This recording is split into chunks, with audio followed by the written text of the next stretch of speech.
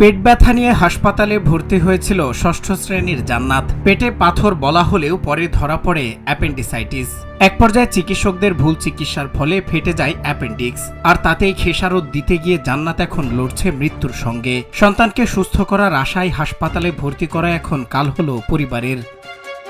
আরিফুল ইসলাম ও শুকতারা খাতুন দম্পতির দ্বিতীয় সন্তান জান্নাত। পেটে প্রচণ্ড ব্যথা নিয়ে হাসপাতালে ভর্তি করার পর তাকে বলা হয়েছিল পেটে পাথর হয়েছে আর ওষুধ খেলে সে সুস্থ হয়ে যাবে, কিন্তু চিকিৎসকদের সেই আশ্বাসের আড়ালের ভেতরে ভেতরে তার অ্যাপেন্ডিক্স ফেটে গিয়ে পুরো শরীরে ছড়িয়ে পড়ে মারাত্মক সংক্রমণ। মা বাবার চোখের সামনেই সন্তানের এই যন্ত্রণাদায়ক রূপ দেখে দিশেহারা পুরো পরিবার। বাড়ির থেকে একটু ভালোই ছিল, সুস্থ ছিল। এখানে নিয়ে আসার পরে ধরেন পেশাব বন্ধ হয়ে গেছিল।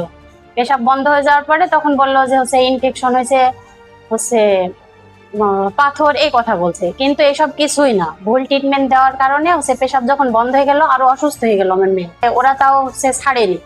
আমরাই তখন মেয়ের অবস্থা খারাপ দেখে ধরেন নিয়ে চলে গেলাম কুষ্টিয়ায় নিয়ে যাওয়ার পরে ওখানে ছন্ন করে দেখলাম, আটটার করলাম দিয়ে এখানেই তরিকুল ভাইয়ের এখানে যখন ছিল তখনই নারী বাস্ট হয়ে গেছিল, ল্যাম্প হয়ে গেছিল।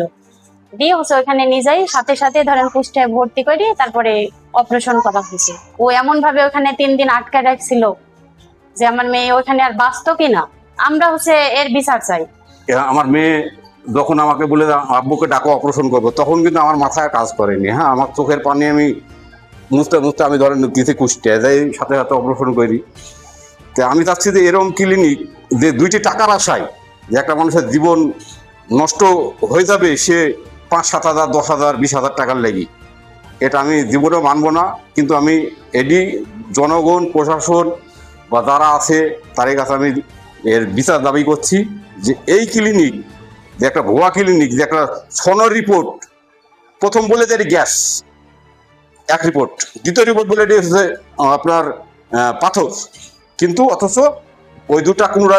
এই ঘটনাটি ঘটেছে কুষ্টিয়ার দৌলতপুর উপজেলার প্রাগপুর ইউনিয়নের মহিষকুণ্ডি এলাকার তানিম প্রাইভেট হাসপাতালের। গত মাসের 18 তারিখে ভর্তি হওয়া জান্নাতের শারীরিক অবস্থার চরম অবনতি হলে স্বজনরা তাকে কুষ্টিয়া জেনারেল হাসপাতালে নিয়ে যান। সেখানে ধরা পড়ে তার অ্যাপেন্ডিসাইটিস ফেটে গেছে এবং দ্রুত জরুরি অস্ত্রোপচার করা হয়। তবে জান্নাত এখনও পুরোপুরি আশঙ্কামুক্ত নয়। এ ঘটনায় শিশুটির বাবা দৌলতপুর থানায় একটি লিখিত অভিযোগ দায়ের করেছেন।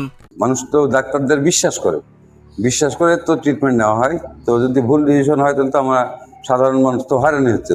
একটা ভুল চিকিৎসার কারণে এই মেয়েটার এই অবস্থা হয়েছে, কিন্তু এর আগেও একাধিকবার কয়েকটা রোগীর এই ধরনের ঘটনা ঘটছে। সময় ওই ক্লিনিকে হামলাও হয়েছে, পরে বিভিন্ন ভাবদি যাই হোক এগুলো সমাধান করেছে, কিন্তু ওই ভুলের কারণে, ভুল চিকিৎসার কারণে মেয়েটার আজ এই অবস্থা। ঘটনাটি জানাজানি হওয়ার পর স্থানীয়দের মধ্যে তীব্র ক্ষোভের সৃষ্টি হয়। এলাকাবাসীর অভিযোগ, কোনো অভিজ্ঞ এমবিবিএস চিকিৎসক, দক্ষ ল্যাব টেকনিশিয়ান বা প্রশিক্ষিত নার্স ছাড়াই হাসপাতালটিতে চিকিৎসা বাণিজ্য চলছে এবং এর আগেও এখানে ভুল চিকিৎসায় রোগী মারা যাওয়ার মতো ঘটনাও ঘটেছে।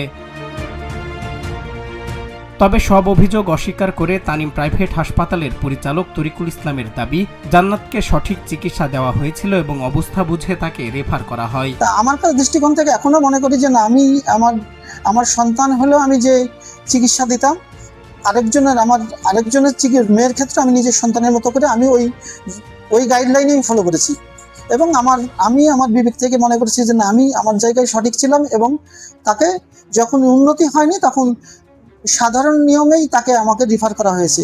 চিকিৎসা পেয়ে বাড়িতে ফেরার বদলে মৃত্যুর মুখে ঢলে পড়েছে জান্নাত। তার পরিবার ও স্থানীয়দের দাবি, তদন্ত করে দোষীদের বিরুদ্ধে কঠোর ব্যবস্থা নেওয়া হোক, যাতে চিকিৎসার নামে অব্যবস্থাপনার বলি হয়ে আর কোনো জান্নাতের জীবন ঝুঁকির মুখে না পড়ে। সজল বিশ্বাস, নিউজ ডেস্ক, বাংলা টিভি।